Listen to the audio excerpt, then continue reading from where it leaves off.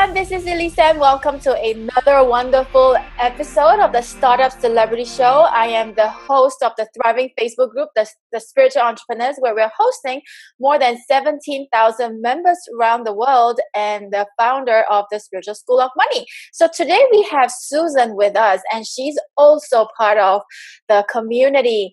And who is Susan? Now, Susan Jane Rome is a deeply transformative coach and mentor for 25 years who works with female coaches and entrepreneurs to root out their blocks, master their psychology, and monetize their zone of genius so that they can live the lives of a freedom life. So I kind of like improvise at the end. Anyways, this is live, not scripted, so you will see me blah blah blah. It's fine. It's just all part of the. It's life, right? Yeah, exactly. So welcome, Susan. How are you, love? It's like 10:30 over at your place. So where are you from? I am in New York City, right in the heart of New York City. Nice. Love New York City. Are you from New York City? No, I'm from Cape Town, South Africa, originally. Right. I brought myself here like in my early 20s and I've stayed. Right. So what made you decide to uproot yourself? What's your story? It's probably multi-layered. On the surface, to me, the first time I left the country, I went to Hong Kong and the Philippines. And I was like, there's this sense of freedom. And when I went back, I realized I was acutely aware of the injustice in South Africa under apartheid. And I realized it was the absence of that, that there wasn't like a communal wrongdoing that you were living in and couldn't resolve because quote unquote white people were in the minority and they were the governing people. So I was an actor at that time. And, you know, either you were part of the problem or you were part of the solution, but you couldn't really be part of the solution. Right. So is that one of the reasons why you decided to move out? Oh, yeah. So once I'd experienced that, I said, you know, there's really nothing I can do. I was in the first play in South Africa where, again, quote unquote, I hate these labels, but a white person kissed a black person on stage. And we toured that throughout South Africa. And there were areas that were dangerous. Like people, this was like really not okay. And that's when I realized, you know, we can't really do anything. You know, it's like we couldn't serve the black people. You know what I mean? What could we? So I left, and then in my consciousness, I was like, I need to study with great teachers in New York. And I also think, truthfully, I probably wanted to separate from my family and really find my own individuality and create my own. Yeah. Okay. So have you found yourself? I found myself in New York City walking around. So does that mean? No, I actually have done. Once I got here, I did a lot of work on myself. So, you know, everybody's talking about the work. We know what the work means. It's really working on the emotional stuff. But what does that mean for you, Susan, the work? What have you done? I mean, you know, that's really the story. I have done a huge amount of inner work. So let me backtrack a little bit. How do you know that you actually have to do some work or actually get some work done? How did you know? How did you realize? I was always really smart, and I had a very active brain. Mm-hmm. And it was always going all over. And I had some self-awareness, and I knew that I was not always comfortable being who I was or telling my truth. And I always had very clear opinions and, a different way of thinking. And so I would observe myself kind of chameleon-like, it's like I wouldn't overly cause ruffles, or if somebody said something that I disagreed with or even found offensive, like let's say a racist remark, I knew it was too difficult for me to just express. Mm-hmm. I knew it shouldn't be that hard. Either I had to brace myself to say it or sit there thinking about what I could say or how I could say. But there was too much self-consciousness. And it's a little bit like the injustice that you kind of do to yourself, right? Yes. Like the injustice that you talked about early on. It is. And part of the work was understanding how that came about. And I had a lot of shame. I didn't know it was shame. So where do you think that shame came from? I mean, you're smart, you're intelligent. I know what I'm very, very kind of open. I don't feel like, I believe our story connects us, not that I need to protect parts of my story. Mm-hmm. So when I was just about a year, my mom had left my biological dad and went to who became my stepdad. Mm-hmm. And then when I was 6, my biological dad committed suicide. And it was kind of a big thing. And there was, I'm not going to get into that now but there was a whole story attached to it. So it was kind of known.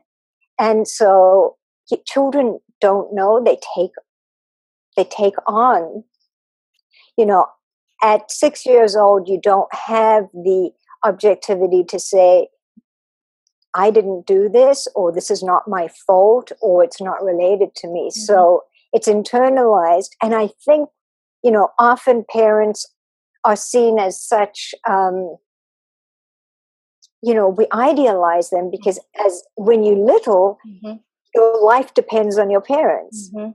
Exactly. We can't fend for ourselves, mm-hmm. right? Mm-hmm. So believing that they're right, you need to believe that they're right because your life depends on them, which means you got to believe that you're wrong.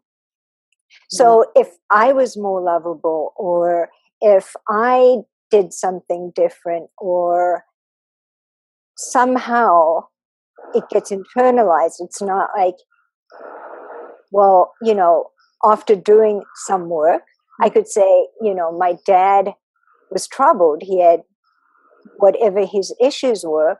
He didn't do it because of me, to me. It had not, I can hear traffic or feedback. Can you? Yeah, I can. My neighbors just okay. They had decided to drill something at this point. It's just... You know what's hysterical though? Talking about exactly this. Actually, where I have, a brownstone in New York. Mm-hmm. So I have a floor through in the brownstone, so from the front to the back, and in the front is traffic and I'm in the back, so there shouldn't be traffic. But my immediate thought was like, is that traffic out there? So I'm talking about how we internalize it, and yet my first thought was, it was Could it be from my side? Do you know what I'm saying? Mm-hmm. That's where you still see it feeds through or bleeds through. But having done work, I don't take that on. I can look at that and smile and go, do you know what I mean? Yeah. It doesn't have the like, emotional hold. The emotional claws are not in there. right. It's like, there's a freedom, there's a distance, I'll just add some music and cover this up. I don't know what I'm gonna do, but yeah, it's really interesting. So, it's like women, they're so sensitive to energies. They're over hyperly sensitive, right? Like if somebody just crosses and just look at them like that, and like, shit, is it me? Like, what have I done wrong? Or if if their boss would have just like go, or somebody, they would like, shit, it's me again, it's me again. But they don't realize that this other person has this own brain of thinking as well, and it may not be you all the time. And I see this, and when I'm not when I'm not doing the work, and I go on Facebook and I see somebody type something, and I immediately assume he's talking about me, and I get all defensive and offensive and whatever shit, right? And then they're not talking about you at all. So, and you know what the truth is? Even if they are talking about you, they're still not talking about you.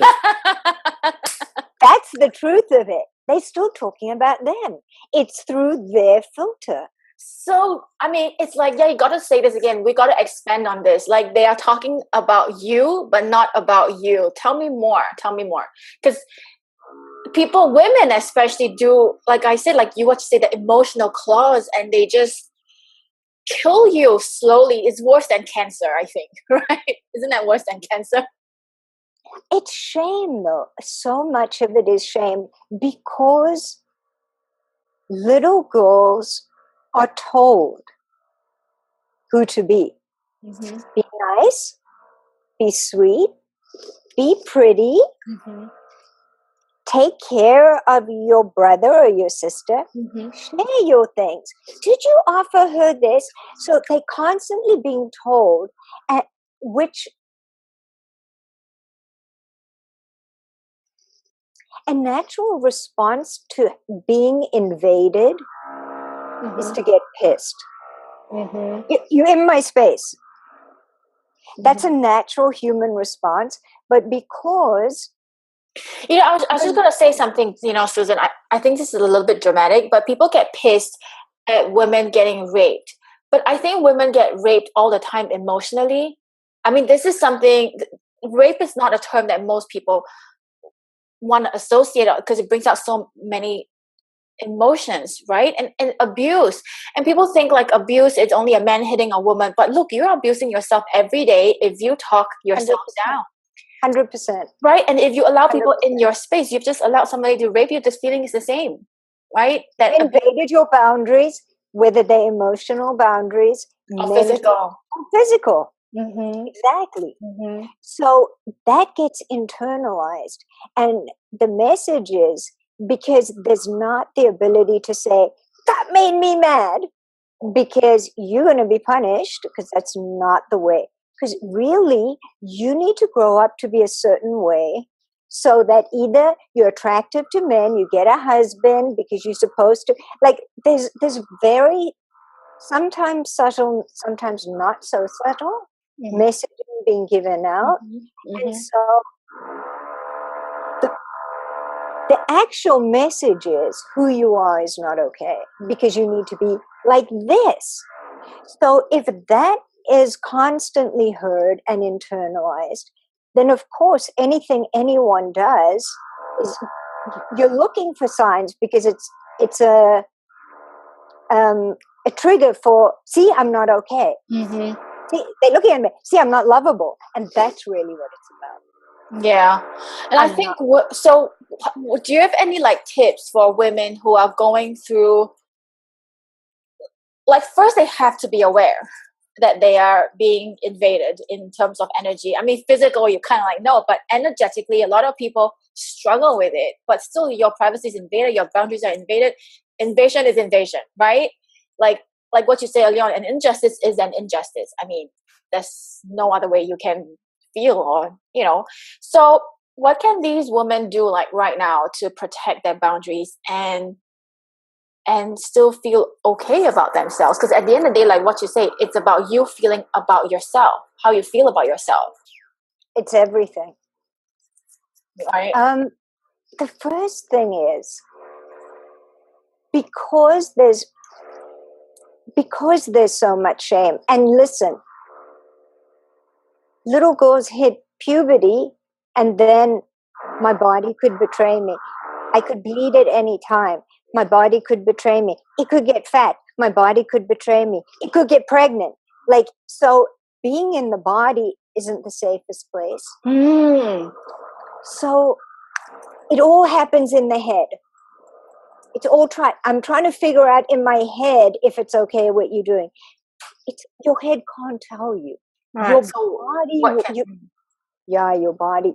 When you get a feeling that doesn't feel right, or that doesn't feel good. But we have to make the decision. I'm going to do everything I can to start being present in the moment. Because I can't know what's coming at me if I'm so caught up about, I should have done this and I should have said this and I regret that, and which is all about the past. Or what if that happens and what if I mess that up, but which is all about the future. If I'm not present in the moment, I can't know what's going on or be in my body. And Susan, I think most women actually know that they don't feel good, so they kind of like know what's going on, but it's the I don't feel good, so they kind of like push it down and it goes into the shadow side, right? But that I don't feel good is a chronic I don't feel good. I'm talking about if I'm here with you right now, right, and you ask me some question, that I had no idea, like out of left field, right, and I'm really present with you, I'll take the hit. But if I'm not here and I have that chronic not feeling good, I can't tell, because I have my own ongoing not feeling good. Do you know what I mean? Number one, one of my number one things is, like, I beg women, be in the moment and start listening to your self-talk. Because women are so, and I say this because this is the work. You said, what's the work? I've had to heal a lot of this. I'm not saying it because I don't know it. Are so incredibly hard on ourselves. They actually did a study where the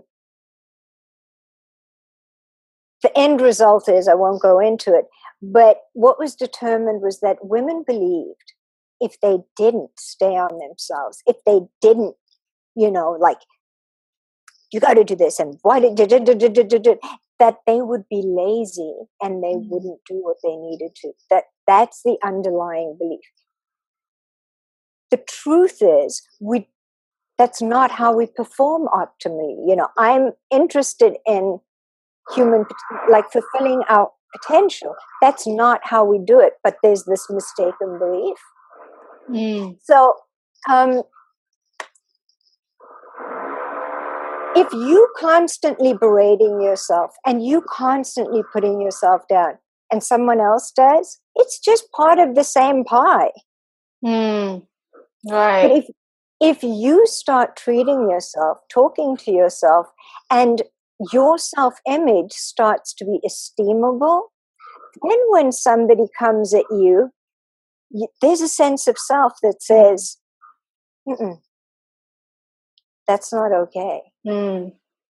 So this goes back to my question about then not avoiding the not feel good, and then I'm just going to shove it down, because you're self-aware, like, I'm good enough.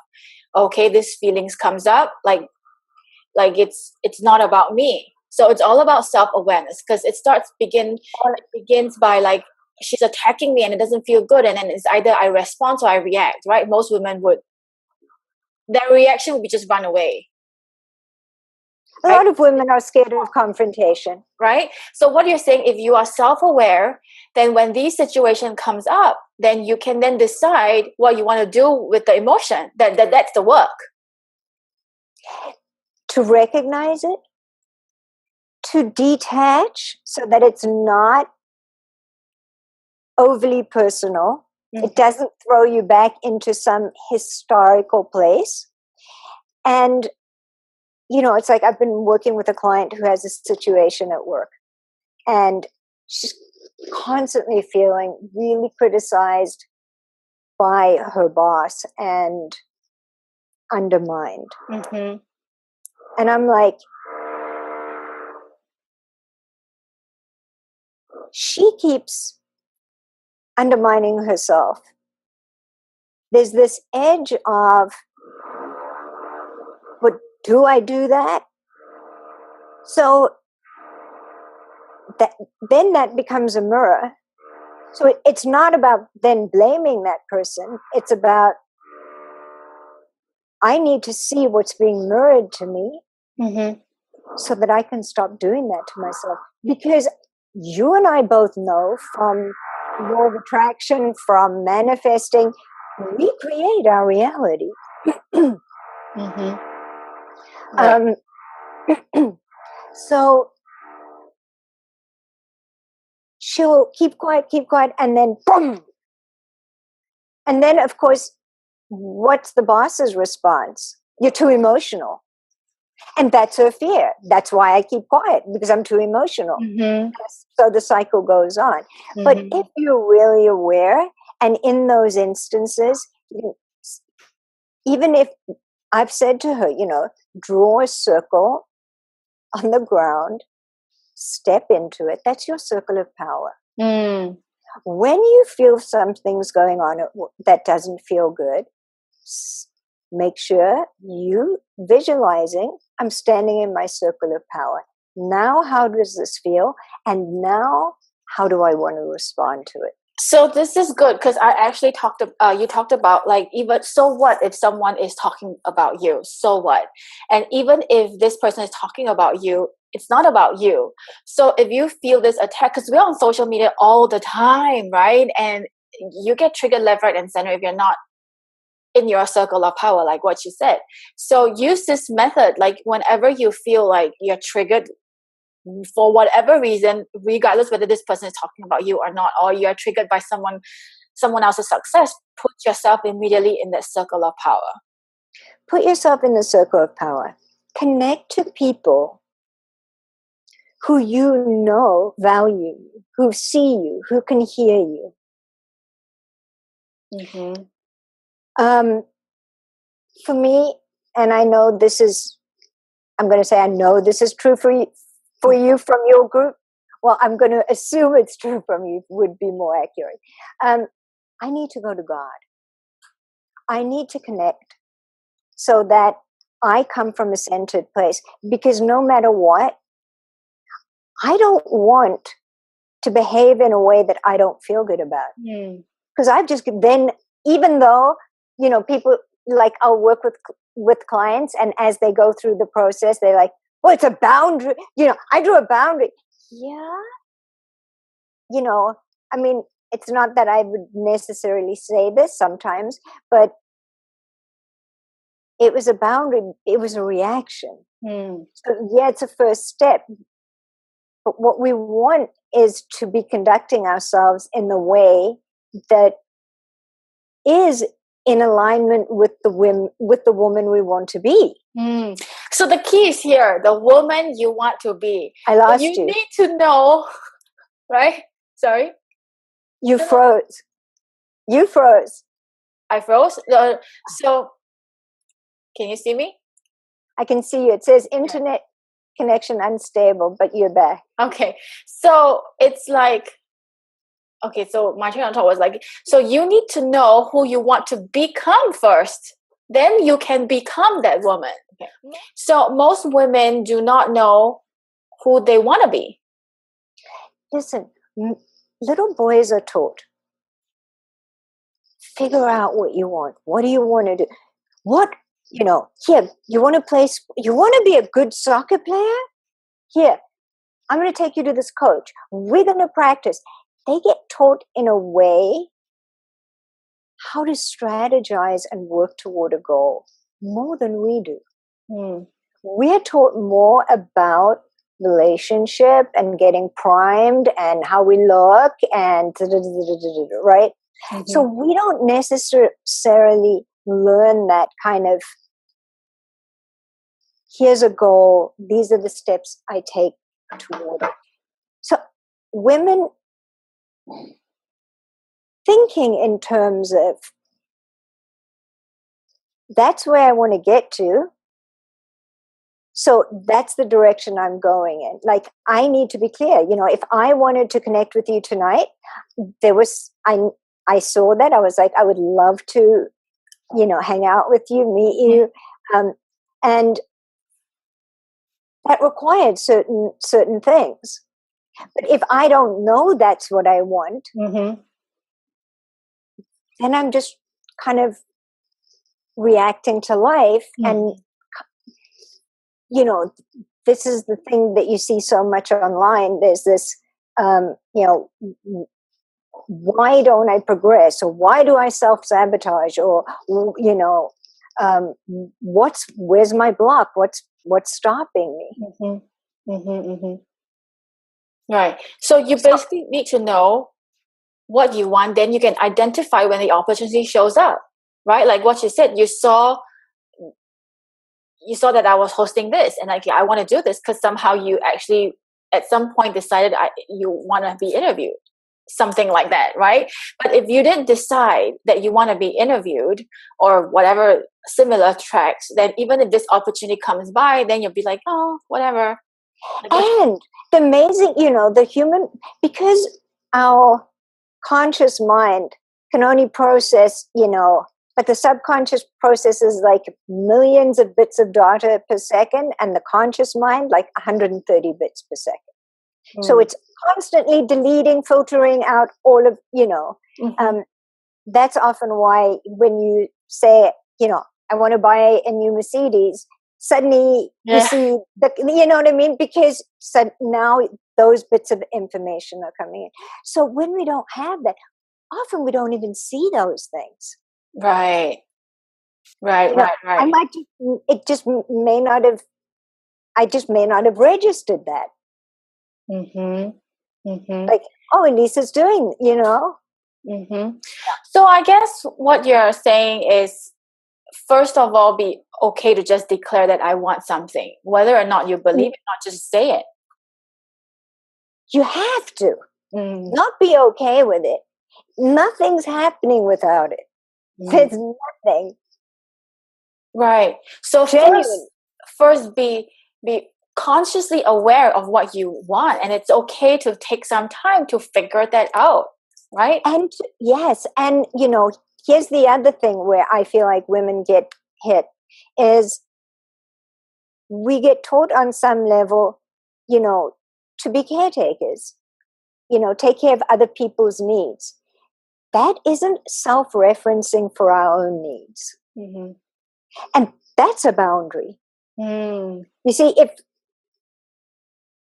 I, had a chat with somebody, and they were saying they always kind of almost compulsively, if somebody needs something, they'll get up and do it. So there's no freedom in that. It's not an option. That doesn't allow us to start to learn what our own needs are. We're always catering to other people's needs. Right. So our needs, actually, you were saying what are boundaries? Our needs actually are a boundary. So if somebody says, if I've been giving and giving and giving, I'm an introvert. I need to recharge. I need quiet time. It's one of my needs. So if somebody says, can you, and I like to show up for my friends or help, but if somebody says something, I need to say, and I've been putting out and coaching and doing one-on-one work, Mm-hmm. It's a no. I'd love to, and I can't. Another boundary coming from me being aware of what my need is. So somehow it always goes back to being present, being in the moment, being in your body, and having done work. Mm-hmm. Have self-awareness, right? Mm-hmm. Mm-hmm. Mm-hmm. So beautiful. So where can we find you, Susan, and all the beautiful work that you have just talked about? My website, which is getting a new revamp, SusanJaneRome.com. Or, and you're welcome, this is such a different group that, it's different. Essentially, maybe the texture isn't, but I have a little Facebook group called Heart. It's a heart, and the sign and hustle. And it's a small group of really soulful. I was meditating one day and it just came to me. You need to start a group that's about giving. People come and they want to, drive by and drop their offers and be visible and get clients and be seen. And you need to just start somewhere that's about, I'm just going to pop in here and see what I could give, or like make that. It's about we, not me. Like that's the basic premise. And it's intriguing because in there I say, feel free to share your offers. At the end, I say that, and people very rarely do. It's like they come there, they're like, it's a safe place, it's kind of a sacred place, there's not the noise, it's a different feeling. Mm-hmm. And I think it's interesting that doesn't happen then, and that's what we're talking about. Having that clarity that came out of meditation, and then that's what gets created. Mm-hmm. Yeah. Mm-hmm. Totally. That's how manifestation works. You create it and you have that first in the mind, and then you do the work and it becomes a reality.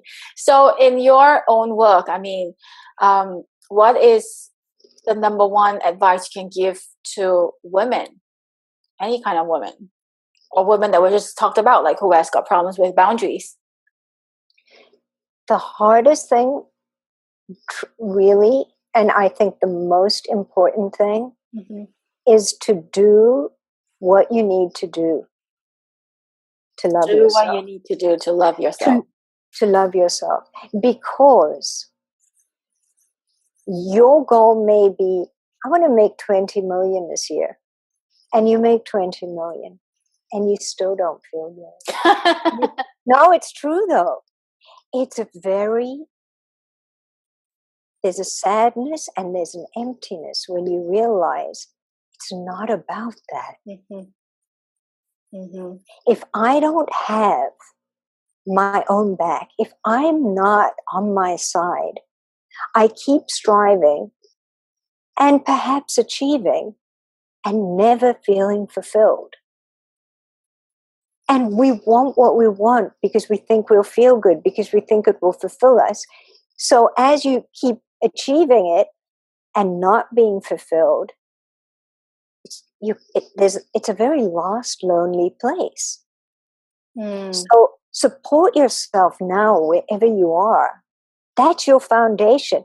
Build your happy home on that. Build your castle on that. Build your dreams on it.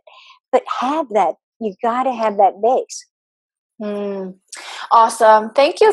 And the main thing I want all of you to take away, because I have taken away from it, is that when you go on social media, which we all will at some point in time go on social media, and if you feel triggered and if you're in this sensitive period and when you think someone is talking about you, know that, like what Susan says, even if it's the truth, it's not really about you, it's about them. Put yourself in the circle of power, put yourself that boundary, and know that your needs are important, that your need is your boundary. Your need is your boundary, and build everything on top from that space. That's your foundation of happiness. And even if you make 20 million, if you think that's going to give you happiness, It's not. It's this foundation that's so basic is the thing that you're looking for. That's the happiness, right, Susan? And that's why, Abraham, or if you listen, that you're constantly here. You got to feel good. Because it's that vibration that will bring that, because that's what it's about. That's the vortex. Yeah, absolutely. So she has a group of high vortex vibration people in there as well. So just go join her as well. And you can find her at susanjanerome.com. By the time you watch this, it's probably done with your website. So go check her out. And otherwise, you can join our Facebook group, The Spiritual Entrepreneurs, and start a conversation with her. That would be the easiest, actually. So thank you so much for your... You've done an amazing thing with that group. It's amazing. Thank you so much. Thank you, Susan. So thank you so much for you joining us. Thank you so much for Susan joining us. Thank you, everyone. We can all feel the love, and there's absolutely a love fest going on in our community, especially since I started this. All right, so before the noise comes back again, all right, you take care and goodbye. Bye. Mwah.